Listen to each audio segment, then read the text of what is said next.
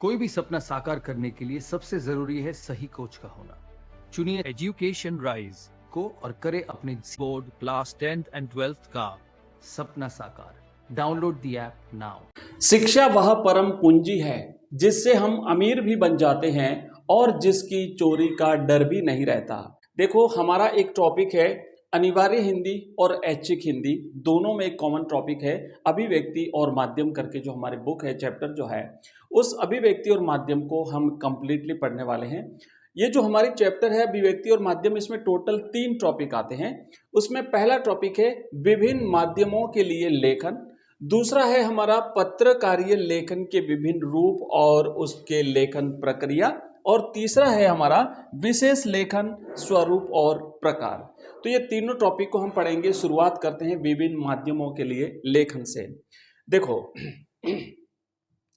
जो विभिन्न माध्यमों के लिए लेखन है, तो इसमें हम बात करेंगे जो आधुनिक लेखन के जो आधुनिक माध्यम हैं, है ना, क्योंकि लेखन तो बहुत प्राचीन समय से कार्य होता रहा है अलग अलग विभिन्न विभिन्न तरीकों से, लेकिन जो लेखन के जो आधुनिक माध्यम है वो 4 माध्यम हैं। तो अगर हम देखें कि जो जनसंचार के माध्यम है, विभिन्न जनसंचार माध्यम, या फिर हम इसे ये कह सकते हैं कि जनसंचार के आधुनिक माध्यम, याद रखना थोड़ा सा इस चीज को, जनसंचार के आधुनिक माध्यम, जनसंचार के आधुनिक माध्यम, ठीक है, माध्यम लिखा हुआ है। तो ये 4 हैं। एक है प्रिंट मीडिया, जिसे हम कहते हैं हिंदी में मुद्रित माध्यम, क्योंकि ये प्रिंट होता है, छपता है, जैसे समाचार पत्र, जैसे पत्रिकाएं, जैसे पुस्तकें ये। फिर है टीवी यानी टेलीविजन, जिस पर हम दृश्य और खबरें सुनते हैं, देखते हैं। रेडियो जो हमें सुनाई देता है, और इंटरनेट जिस पर हम जब भी चाहें दुनिया के किसी भी कोने से चीज पढ़ सकते हैं, देख सकते हैं, वहां पर उससे कांटेक्ट कर सकते हैं। तो ये है जनसंचार के 4 माध्यम। पहला प्रश्न अगर बनता है जनसंचार के आधुनिक जनसंचार के 4 माध्यमों के नाम लिखिए, या कितने माध्यम हैं, तो लिखेंगे 4 माध्यम है। नाम है प्रिंट मीडिया, रेडियो, टेलीविजन और इंटरनेट। अब देखो अगला, उपर्युक्त सभी माध्यमों के लेखन के अलग अलग तरीके हैं। इन सभी में जो लेखन होता है वो अलग तरीके से होता है। जैसे कि प्रिंट मीडिया में अगर बात करें, अखबार और पत्र पत्रिकाएं जो होती है, उसमें लेखन अलग प्रक्रिया के तहत होता है। रेडियो के लिए अलग लेखन होता है, टीवी के लिए अलग और इंटरनेट के लिए अलग। तो इनके लिए लेखन के अलग अलग तरीके हैं, और एक एक करके हम इन सभी के बारे में जानेंगे। सबसे पहले हम बात करेंगे प्रिंट मीडिया की। ये जो प्रिंट मीडिया है, प्रिंट माध्यम है, जिसे हम प्रिंट मीडिया या फिर हम इसे जो है वो मुद्रित माध्यम भी कहते हैं। तो ये जो मुद्रित माध्यम है, जनसंचार के आधुनिक माध्यमों में सबसे पुराना माध्यम है। तो जनसंचार के जो 4 माध्यम हैं अभी हमने देखे, प्रिंट मीडिया, रेडियो, टेलीविजन और इंटरनेट, इन चारों में सबसे पुराना माध्यम अगर पूछा जाता है, ध्यान रखना यहां से ऑब्जेक्टिव टाइप के प्रश्न बन सकते हैं, अगर बनता है तो सबसे पुराना माध्यम कौन है? Print media. अब अगर सबसे पुराना है तो फिर इसकी शुरुआत कब हुई थी ये भी हमें पता होना चाहिए। सबसे पहले कहां पे शुरुआत हुई, भारत में इसकी शुरुआत कब हुई, भारत में जो है वो प्रिंटिंग प्रेस की स्थापना कैसे हुई, ये सारी चीजें हम देखेंगे। तो देखो भाई, सबसे पुराना है तो इसकी शुरुआत जो है वो चीन से हुई थी। चाइना में जो है वो सबसे पहले प्रिंटिंग का आविष्कार हुआ था। लेकिन आधुनिक जो छापाखाना है, छापाखाना का मतलब होता है प्रिंटिंग प्रेस, जहां पे अखबार छापे जाते हैं, जहां पे पत्र पत्रिकाएं छापी जाती है, जहां पे पुस्तकें छापी जाती है, तो आधुनिक छापे खाने की शुरुआत जर्मनी के गुटेनबर्ग से मानी जाती है। तो इसका आविष्कार का श्रेय किसे जाता है? जर्मनी के गुटेनबर्ग को जाता है। भारत में पहला छापाखाना मैंने प्रिंटिंग प्रेस, ईसाई मिशनरीज ने अपने धर्म प्रचार की पुस्तकों को छापने के लिए और सबसे पहले गोवा में 1556 ईस्वी में की थी। तो भारत में अगर पूछा जाता है कि भाई सबसे पहले प्रिंटिंग प्रेस कहां पे स्थापित हुई थी, तो गोवा में स्थापित हुई थी। किसने स्थापित करी थी? तो जो ईसाई मिशनरीज थे, जो अपने धर्म के प्रचार के लिए किताबें प्रिंट करते थे, वो किताबें लोगों को बांटते थे, लोग उन किताबों को पढ़ते थे, अगर पढ़ना नहीं जानते थे तो सीखते थे और फिर उन किताबों को पढ़ते थे। तो इसलिए उन्होंने प्रिंटिंग प्रेस की स्थापना करी थी। मुद्रित माध्यमों के तहत अखबार, पत्रिकाएं और पुस्तकें आदि आती है। मतलब जिस पर भी वर्ण, अक्षर, शब्द, गद्यांश, वाक्य प्रिंट होते हैं वो सब कुछ प्रिंट माध्यम में आता है, वो सब कुछ मुद्रित माध्यम में आता है।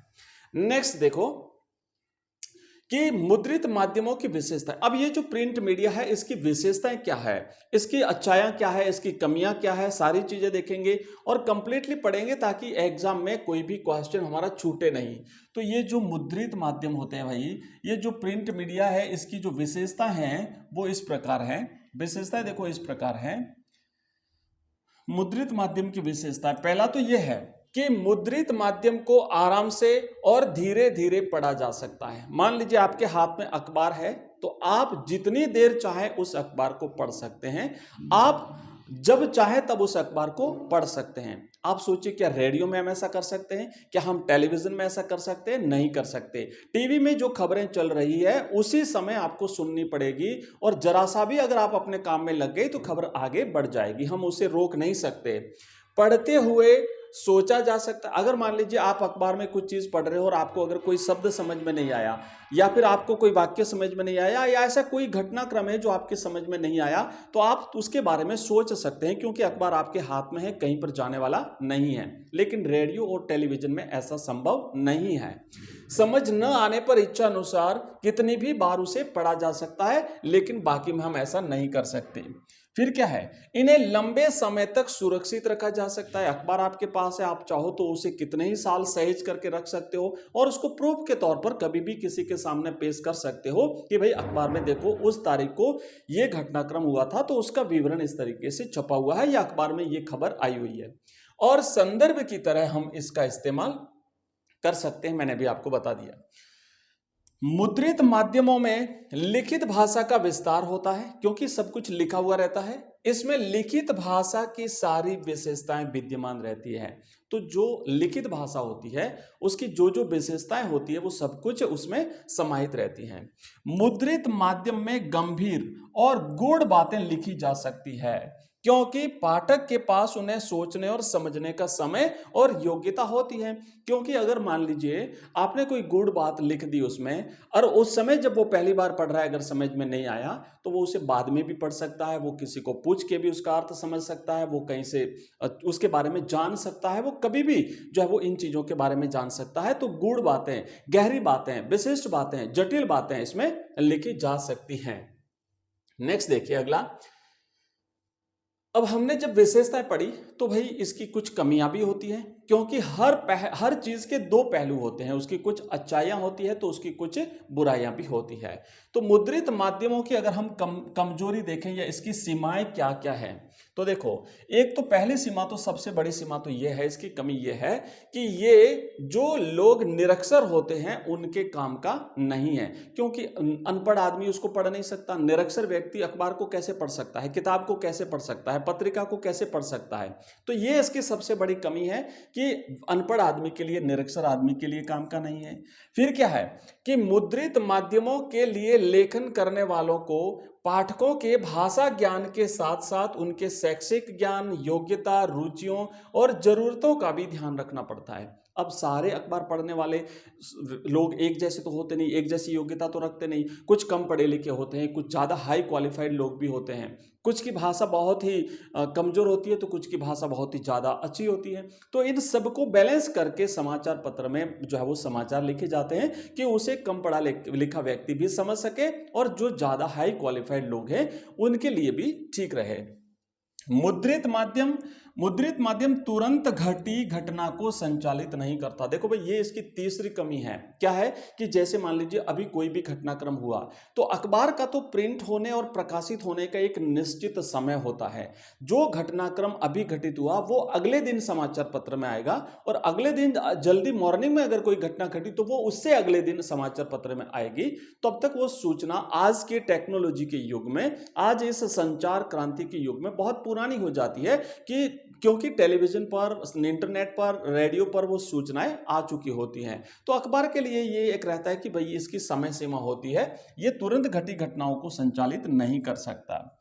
फिर क्या है कि मुद्रित माध्यमों के लेखकों और पत्रकारों को प्रकाशन की समय सीमा का पूरा ध्यान रखना पड़ता है। कोई घटना ऐसी है तो समय देखना पड़ता है कि भाई अखबार जब कल लोगों के सामने जाएगा तो वो किस हिसाब से हमें पेश करना है। तो ये सारी चीजों को ध्यान रखना पड़ता है। एक वर्ड आया यहाँ पे डेडलाइन, याद रखिएगा ये डेडलाइन अलग से भी जैसे पूछा जा सकता है कि डेडलाइन से क्या तात्पर्य है। तो अखबार या पत्रिका में समाचारों को प्रकाशन के लिए छापने की एक निश्चित समय सीमा होती है, उसे डेडलाइन कहते हैं।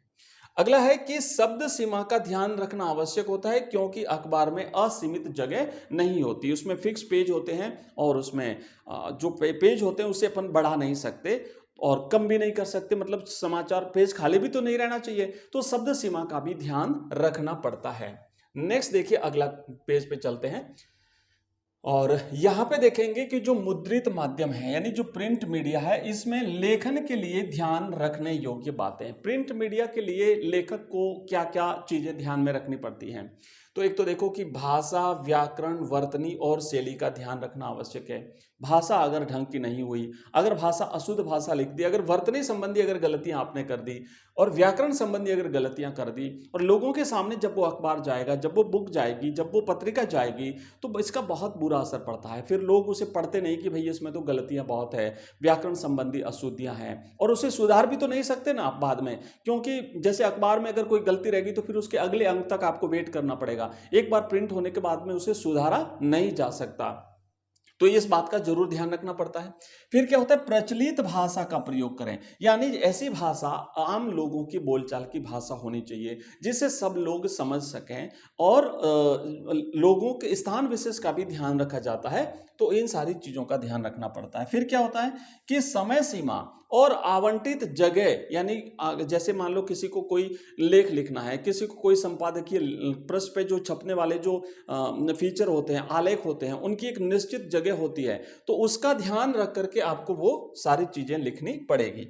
लेखन और प्रकाशन के बीच गलतियों और अशुद्धियों को दूर करना आवश्यक होता है और लेखन में तारतम्यता होनी जरूरी है। एक क्रम होना चाहिए, क्रम अगर टूट गया तो फिर लोग पाठक लोग पढ़ेंगे नहीं उसको, तो इसीलिए एक उसकी कंटिन्यूटी होना भी जरूरी है। ठीक है, तो ये हमने पढ़ लिया है टोटली प्रिंट मीडिया के माध्यम से। प्रिंट मीडिया के बारे में हमने टोटल पढ़ चुके हैं, मुद्रित माध्यम जिसे हम कहते हैं। तो अब देखो हमने मुद्रित माध्यम क्या है, इसकी शुरुआत कब हुई थी, इसकी विशेषताएं क्या है, इसकी कमियां क्या है, हम सब कुछ पढ़ चुके हैं। अब हमारा आता है नेक्स्ट, दूसरा जो है जो माध्यम जो है आधुनिक संचार के, जन संचार के माध्यमों में दूसरा है, वो है रेडियो माध्यम। तो रेडियो माध्यम जो है ये एक श्रव्य माध्यम है। क्यों श्रव्य माध्यम? कि हम इसे केवल सुन सकते हैं। ये रेडियो मूलतः एक रेखीय यानी वन लीनियर माध्यम है। एक रेखीय क्या है? केवल प्रसारण हो रहा है, आप केवल वहां से सुन सकते हैं, आप फीडबैक नहीं दे सकते, आप सामने वाले को रेस्पॉन्स नहीं दे सकते, केवल वन लीनियर है ना, वन वे जिसे हम कहते हैं। तो एक साइड में केवल प्रसारण होता है, इसे one way linear one way कहते हैं। रेडियो के लिए समाचार लेखन हेतु कुछ मुख्य बातें जो आपको ध्यान में रखनी है वो क्या क्या है? देखो कि एक तो जो इसके समाचार, रेडियो के लिए जो समाचार लिखे जाते हैं, क्योंकि वाचक पढ़ेगा उस समाचार को, तो वो जो कॉपी लिखी जाती है वो साफ सुथरी और टाइप कॉपी होनी चाहिए। टाइप का मतलब क्या होता है कि उसे कंप्यूटर में टाइप किया होना चाहिए। लिखा हुआ अगर मान लो किसी की लिखावट अगर वो जो रीडर होता है उसे समझ में नहीं आई तो फिर वो अटकेगा, तो इसलिए टाइप की हुई कॉपी होनी चाहिए। समाचार कॉपी ऐसे तैयार की जानी चाहिए कि उसे पढ़ने में वाचक या वाचिका को कोई दिक्कत नहीं होनी चाहिए, यह आवश्यक है। दूसरा क्या है और मुख्य बात क्या है? प्रसारण हेतु तैयार की जा रही समाचार कॉपी को कंप्यूटर पर ट्रिपल स्पेस में टाइप किया जाना चाहिए। ट्रिपल स्पेस का मतलब क्या होता है कि लाइनों के बीच में जो ये स्पेस है ना, इसकी एक सीमा होती है, मतलब इसकी एक इसका आप जैसे 0.5 है या 1.0 है या 1.5 है या ऐसे इसमें स्पेस रखा जाता है, तो वो इसका फिक्स स्पेस क्या होता है? ट्रिपल स्पेस कहते हैं। फिर क्या होता है कि पंक्ति के अंत में कोई शब्द विभाजित नहीं हो और पृष्ठ के अंत में कोई पंक्ति अधूरी नहीं हो। जैसे मान लीजिए आप ये पृष्ठ लिख रहे हो, तो यहाँ पे इस लाइन के अंत में कोई ऐसा शब्द नहीं हो जो आधा तो यहाँ पे लिखा जाए और आधा फिर आप यहां पे लिख रहे हो, ऐसा नहीं होना चाहिए। पूरा शब्द एक ही जगह लिखा जाना चाहिए, क्योंकि पढ़ते समय किसी प्रकार का कंफ्यूजन नहीं होना चाहिए। और जब पेज पूरा हो जाता है, पृष्ठ पूरा हो जाता है, तो वहां पर आधी पंक्ति नहीं लिखें, बल्कि पूरी पंक्ति लिखी जानी चाहिए। आगे देखो नेक्स्ट क्या लिखा है कि जटिल और उच्चारण में कठिन शब्द, संक्षिप्ताक्षर और अंक आदि न हो। तो ऐसे ऐसे अब जैसे कठिन शब्द हैं तो पढ़ने में वाचक जो होगा, वाचिका जो होगी, उसको समस्या होगी। संक्षिप्ताक्षर नहीं होने चाहिए, क्योंकि उसमें भी कई बार कंफ्यूजन पैदा हो जाता है। और अंक भी नहीं होना चाहिए। अखबारों की तरह जैसे प्रतिशत और डॉलर न लिख करके ऐसे प्रतिशत लिखें और फिर उसे डॉलर लिखें, ताकि वाचक वाचिका पढ़ते समय बिल्कुल उसे एक क्रमता के साथ पढ़ती ही चली जाए। अत्यधिक आंकड़ों और संख्या का प्रयोग न करना चाहिए। लोकप्रिय संक्षिप्ताक्षरों का प्रयोग किया जा सकता है और दशमलव को उसके नजदीकी पूर्णांक में लिखना अच्छा रहता है। तो ये है रेडियो समाचार लेखन की मुख्य मुख्य बातें। अब देखो नेक्स्ट क्या है। नेक्स्ट देखो कि हाँ,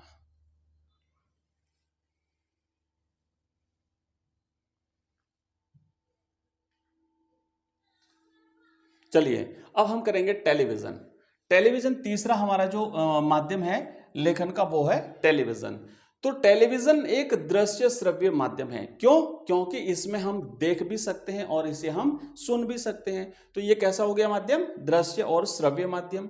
फिर क्या है कि टीवी के लिए खबर लिखने की मूल शर्त है दृश्य के साथ लेखन।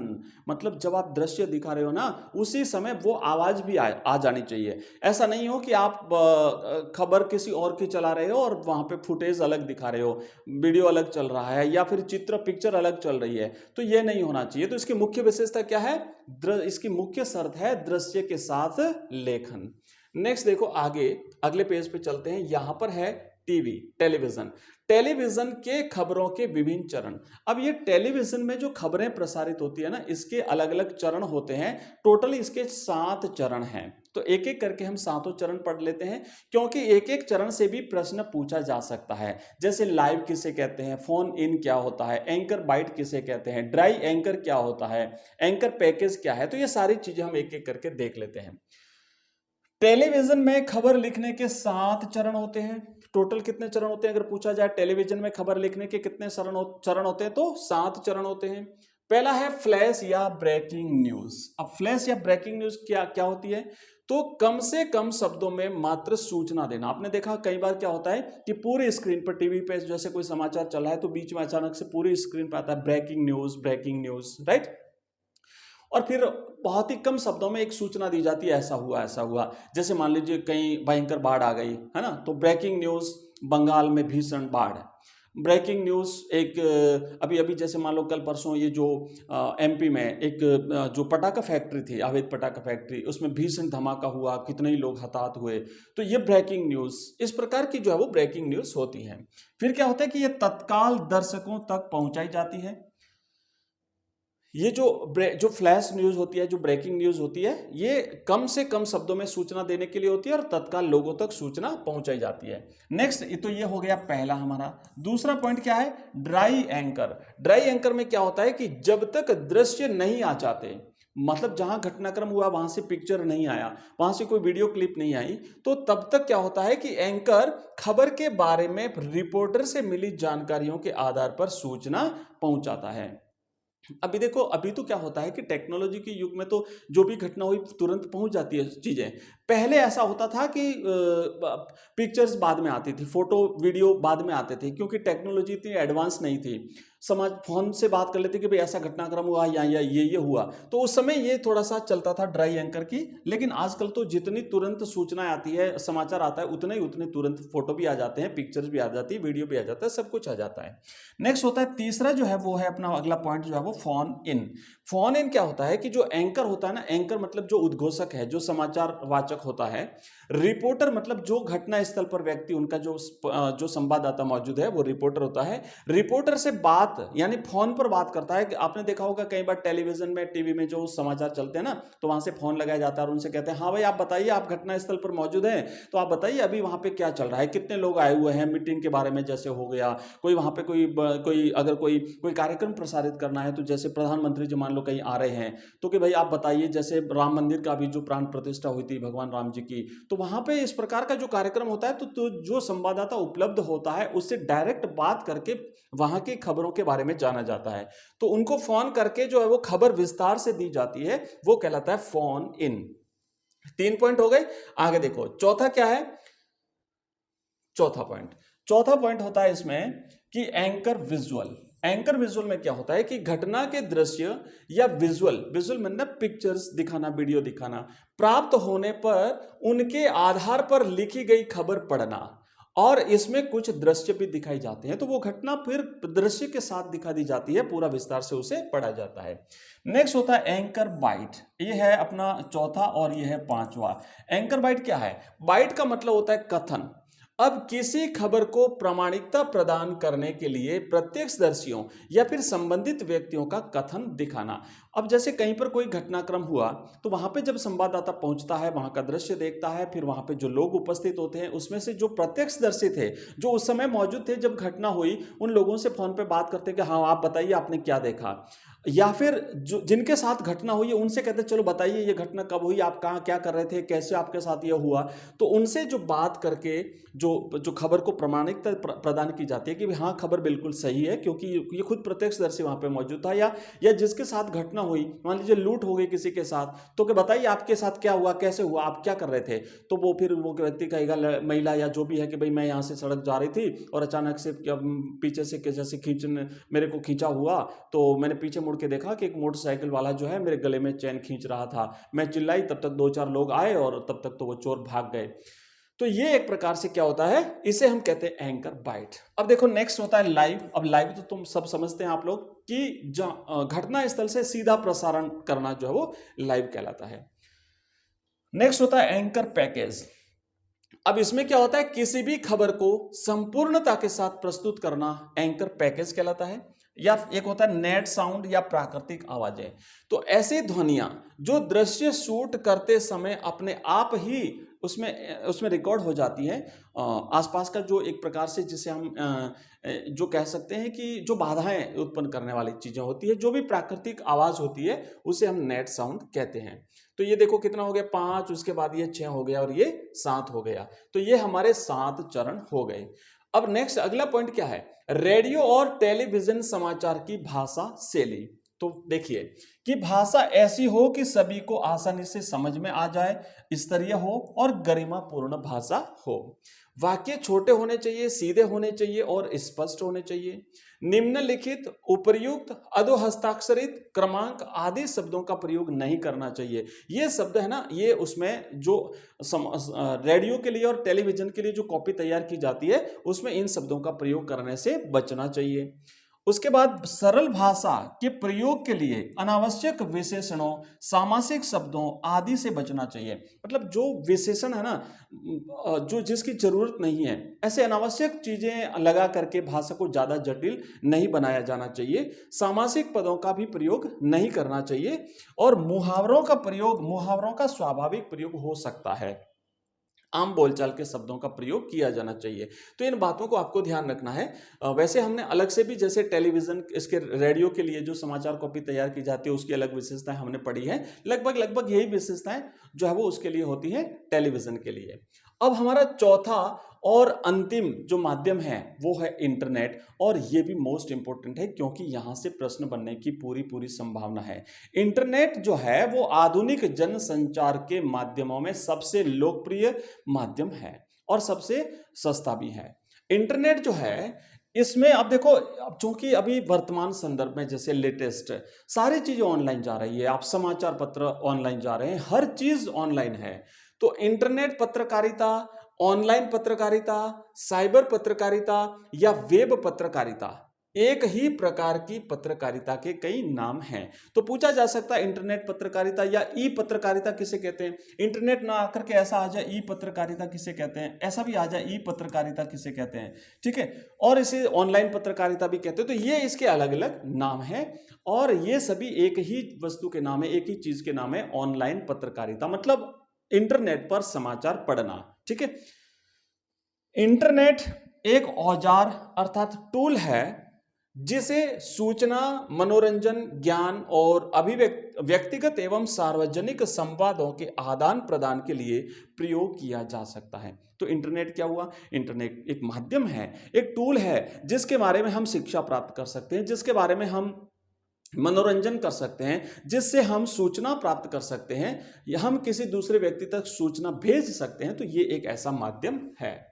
नेक्स्ट देखो अगला क्या है कि जो इंटरनेट है इसमें इंटरनेट पत्रकारिता, अब एक ये पूछा जा सकता है कि भाई इंटरनेट पत्रकारिता क्या है। तो देखो इंटरनेट पर किसी भी रूप में खबरों का प्रकाशन या प्रसारण ही इंटरनेट पत्रकारिता कहलाता है। आपने कोई भी सूचना इंटरनेट पर उपलब्ध करा दी तो वही इंटरनेट पत्रकारिता है, जिसे जो व्यक्ति से रिलेटेड है वो लोग पढ़ लेंगे। इंटरनेट पत्रकारिता का इतिहास, अब हम जानेंगे इसका इतिहास कितना पुराना है। तो आज वैश्विक स्तर पर अगर हम पूरे वर्ल्ड लेवल पर देखें तो इंटरनेट पत्रकारिता का तीसरा दौर चल रहा है, मतलब इसे थर्ड जनरेशन हम कह सकते हैं। जैसे मोबाइल में भी फिफ्थ जनरेशन है ना, जिसे 5G अपन कहते हैं, 4G था, फिर 5G आया, अब नेक्स्ट 6G 7G आएगा। तो इंटरनेट जो ई पत्रकारिता है, इंटरनेट पत्रकारिता, इसका तीसरा दौर जो है वो चल रहा है। इसे हम 3G कह सकते हैं, थर्ड जनरेशन कह सकते हैं। तो पहला दौर कब चला था? तो 1982 से 1992। अब सोचो कितना पुराना, 1982 से 1992, 10 वर्षों का जो समय था वो फर्स्ट दौर था, क्योंकि उस समय शुरुआत हुई थी, थोड़ी थोड़ी शुरुआत हुई थी, हल्की फुल्की शुरुआत हुई थी। दूसरा दौर शुरू होता है 1993 से 2001 और तीसरा जो दौर है जो अभी चल रहा है, ये थर्ड जनरेशन जो चल रही है, ये है 2002 से लेकर के अब तक का जो है वो तीसरा चरण चल रहा है। अब देखो नेक्स्ट देखिए कि सच्चे अर्थों में इंटरनेट पत्रकारिता की शुरुआत 1993 से हुई। मतलब ये जो थर्ड जो चरण शुरू हुआ है 2001 से, उससे पहले का जो चरण था है ना, 1993 से जो शुरू हुआ है उससे 2002 के बीच में इसकी वास्तविक शुरुआत जो है वो होती है। इस दौर में नई वेब भाषा HTML है ना, HTML, इसका फुल फॉर्म होता है हाइपरटेक्स्ट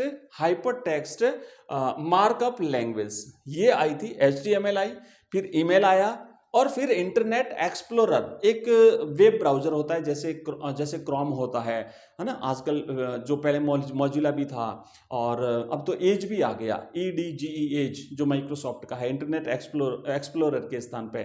तो पहले ये आया था इंटरनेट एक्सप्लोरर, और नेटस्केप नाम के ब्राउजर आए थे। New York times, Washington post, CNN, BBC आदि ने अपने प्रसारणों के इंटरनेट संस्करण निकाले। तो ये जो वर्ल्ड लेवल की जो समाचार चैनल थे, इन्होंने इंटरनेट पर जो है वो समाचार देना शुरू कर दिया। अब देखो नेक्स्ट है कि भारत में इंटरनेट पत्रकारिता के बारे में हम जानेंगे। भारत में कब शुरुआत हुई, ये इसके बारे में क्या है। तो भारत के लिए इंटरनेट पत्रकारिता का दूसरा दौर 2003 से शुरू हुआ, ठीक है, और जबकि पहला दौर 1993 से शुरू हुआ माना जाता है। वर्ल्ड लेवल पर देखें तो 1982 में शुरू हुआ था पहला दौर, जबकि भारत में 1993 से। जब विश्व स्तर पर दूसरा दौर था वो भारत में पहला दौर था। अभी जो विश्व स्तर पर तीसरा दौर है वो भारत में दूसरा दौर है। आज पत्रकारिता की दृष्टि से टाइम्स ऑफ इंडिया, अगर भारत के समाचार पत्रों की बात करें तो टाइम्स ऑफ इंडिया है, हिंदुस्तान टाइम्स है, इंडियन एक्सप्रेस है, NDTV है, IBN है, जी न्यूज है, आदि बेहतर साइट्स हैं। तो आप अगर इन अखबार को आप ऑनलाइन पढ़ना चाहते हो, आप गूगल में जाइए, सर्च कीजिए टाइम्स ऑफ इंडिया, आप सर्च कीजिए हिंदुस्तान टाइम्स, आप सर्च कीजिए कोई भी समाचार पत्र, आपको वहां पे मिल जाएंगे। रीडिफ जो है, रीडिफ को भारत की पहली साइट कहा जा सकता है, ऑनलाइन साइट। वेबसाइट पर विशुद्ध पत्रकारिता शुरू करने का श्रेय तहलका.com को जाता है, ओके, भारत में। अब देखो नेक्स्ट और अंतिम हमारा ये टॉपिक रहेगा हिंदी नेट संसार। इससे भी कई बार प्रश्न जो है वो बनता है। तो पहला तो कि हिंदी में नेट पत्रकारिता वेब दुनिया नाम से शुरू हुई थी। उसके बाद यह पोर्टल हिंदी का संपूर्ण पोर्टल है। प्रभास साक्षी नाम का अखबार प्रिंट रूप में न होकर केवल इंटरनेट पर ही उपलब्ध है। हिंदी वेब जगत में कई साहित्यिक पत्रिकाएं चल रही है, जैसे अनुभूति, अभिव्यक्ति, सराय आदि। हिंदी वेब पत्रकारिता की सबसे बड़ी समस्या, अब हिंदी में ये इंटरनेट पत्रकारिता इतनी पीछे क्यों है, इसका क्या कारण है? तो इसकी सबसे बड़ी समस्या है हिंदी के फॉन्ट का न होना। जैसे इंग्लिश में जो कीबोर्ड होता है उसमें प्रत्येक की फिक्स रहती है, एल कहाँ है वो कहाँ है, लेकिन हिंदी में ऐसी अभी तक अवेलेबल नहीं है। तो हमें लर्न करना पड़ता है ना, और लर्न करके याद करके कि अच्छा यहाँ पे ये रहेगा, अ रहेगा, ब कहाँ रहेगा, स कहाँ रहेगा, ऐसे। तो ये ऑब्जेक्टिव में प्रश्न बन भी सकता है। तो हिंदी वेब पत्रकारिता की सबसे बड़ी समस्या क्या है? हिंदी के फॉन्ट का न होना। अभी भी हिंदी का एक कीबोर्ड उपलब्ध नहीं है मार्केट में, आपने आज तक भी हिंदी का कीबोर्ड नहीं देखा होगा। अब वेब दुनिया और माइक्रोसॉफ्ट ने यूनिकोड फॉन्ट बनाए हैं, जो कि अब हेल्प करेंगे आने वाले समय में। तो देखो, ये हमने अभी तक पढ़ा टोटली, अभी हमारा एक टॉपिक कवर हुआ। हमने देखो 3 चीजें देखी थी जब क्लास को स्टार्ट किया था उस समय। तो 2 चीजें अभी बाकी है, जो कि नेक्स्ट अपनी जो क्लास होगी उसमें हम कंप्लीटली पढ़ लेंगे। और ये 2 क्लास में आपका ये जो अभिव्यक्ति और माध्यम वाला टॉपिक है ये कंप्लीटली पूरा हो जाएगा। आप हमारा टेलीग्राम चैनल ज्वाइन कर सकते हैं, व्हाट्सएप ग्रुप ज्वाइन कर सकते हैं। नंबर है 9079622989। इस नंबर पे आप हमें व्हाट्सएप मैसेज कर सकते हैं। तो कैसी लगी आपको ये क्लास, मुझे कमेंट बॉक्स में कमेंट करके जरूर बताइए। वीडियो को लाइक करिए, चैनल को सब्सक्राइब करिए और इस मित्रों के साथ अपनी इस क्लास को शेयर भी करिए। मिलते हैं अपनी अगली क्लास में, तब तक के लिए जय हिंद, जय भारत।